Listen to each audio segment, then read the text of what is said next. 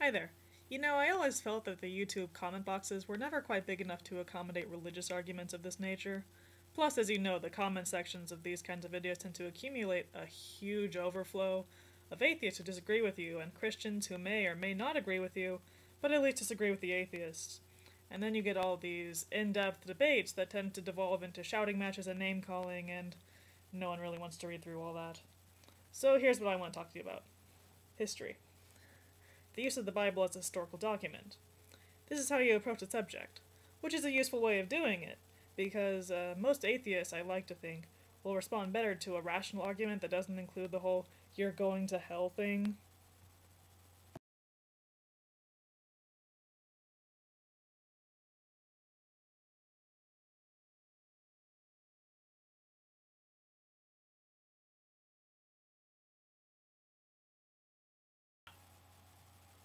Moving on. Now, you want to use the Gospel of John as a historical document to prove, or at least insinuate, that there was a Jesus who was the Christ, who died and rose from the grave and eventually ascended to heaven. Here's the problem. There are criteria for historical documents. You can't just assume that anything old enough is going to be historically useful to us. The first reason using the Gospel of John as a historical document is problematic is that it was not written while John was actually with Jesus. It was written after the fact. Significantly after the fact. Decades after the fact. If, in fact, there ever was a fact. This actually makes it a terrible eyewitness testimony.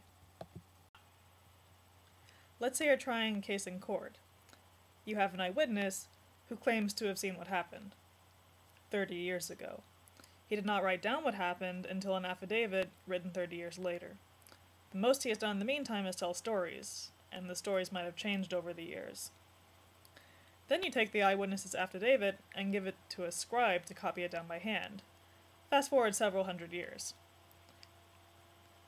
The story has been through thousands of scribes. There are hundreds of copies, none of which are identical.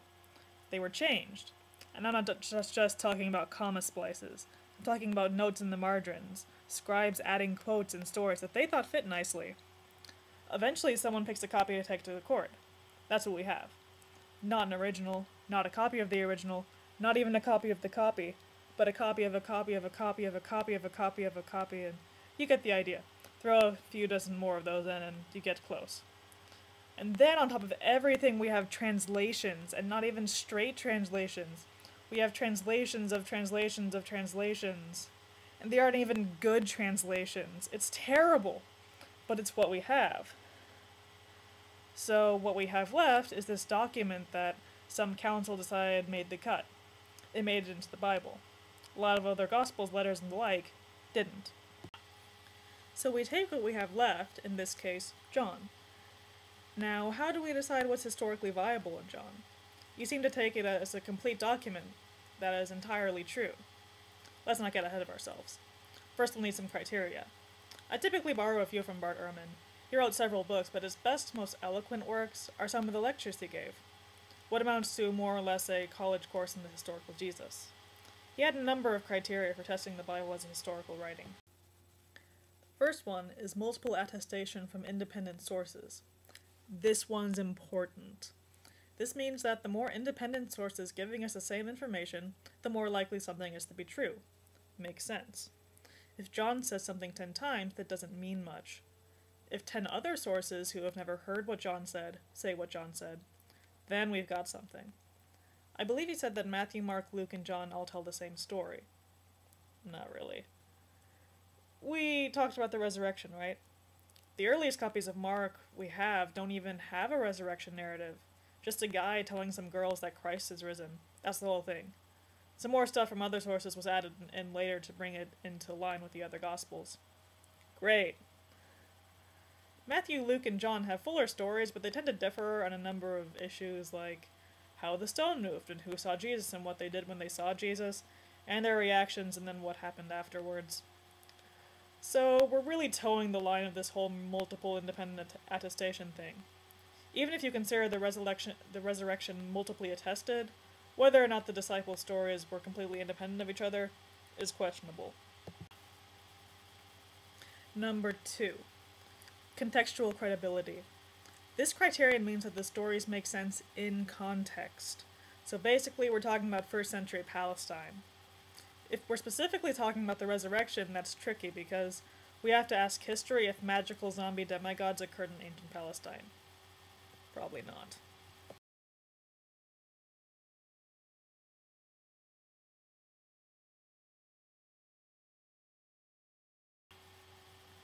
So here's another idea. Men traveling around with groups of disciples, claiming they were the Son of God, whose birth was miraculous, who could perform godly miracles, actually wasn't that uncommon around this time. May I mention Apollonius of Tyana? I don't mean to beat a dead horse, but really, Apollonius of Tyana. Also, you may be familiar with some ancient Greek stories that tell of women being impregnated by gods and bearing their children, if it helps think demigods. Of course, functionally, that was probably just an excuse for adultery. The wife gets pregnant while the husband's not there. Oh, it must have been one of the gods. Oh well. Now on to the 3rd criterion. The criterion of dissimilarity. Admittedly, this is the most controversial of the 3, but it raises a good point in this case. This means that if a writer writes something that doesn't help his own case, it's probably more likely to be true, because he wouldn't lie to hurt your own cause. This one's weird, so I'll give a couple examples. Historically, the Battle of Kadesh. The Egyptians said that they slaughtered the Hittites, but eventually consented to a peace treaty. We might want to believe them, but it's something that makes them look good, so we have to have a little bit of skepticism. The Hittites said that they slaughtered the Egyptians, but eventually consented to a peace treaty. So, we can guess how well this worked out for both of them. Another example comes from the Bible. John the Baptist baptizes Jesus. The criterion of dissimilarity suggests that this is actually likely to be true, since it's so strange. The holier person, the spiritual superior, is supposed to baptize the less holy individual. If Jesus is the Son of God, that makes him way superior to John in this capacity. But if John baptizes him, suggesting that John is holier, that's weird. It's not something the writers would go for. They would want to portray Jesus as a superior. The fact that they didn't suggests that they are telling what actually happened, not what they thought should happen. This criterion actually really applies to your points. The resurrection. Might Jesus' disciples have made up a story that their Savior had risen from the dead and ascended to heaven? It's at least possible. In fact, they did change Mark to add in something to that effect. Just the fact that it's something they would have lied about. Not even necessarily that they did, but that they possibly would have, undermines its historical credibility. It's just hard to use something as a historical fact when they had a serious motivation to just make something up. Now, I'm not saying that there's no part of John that could possibly be taken historically, but overall your argument just wasn't that convincing. He basically said that there are writings by someone who knew John, and it's not really independent of the gospel if he got his stories from the author. And more importantly, that's hearsay. That wouldn't be allowed in a little pretend trial with a 30 years later witness and his thousands of years later affidavit. Your piece of evidence, the fragment, only contains a few lines and only proves that your gospel was penned before 125 CE, which most people will logically accept since most experts say that it was written around 90 or 100 CE.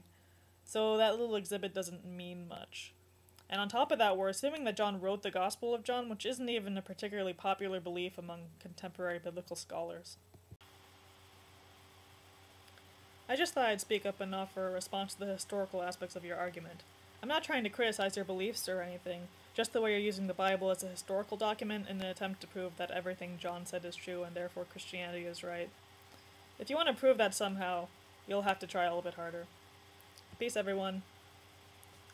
Over and out.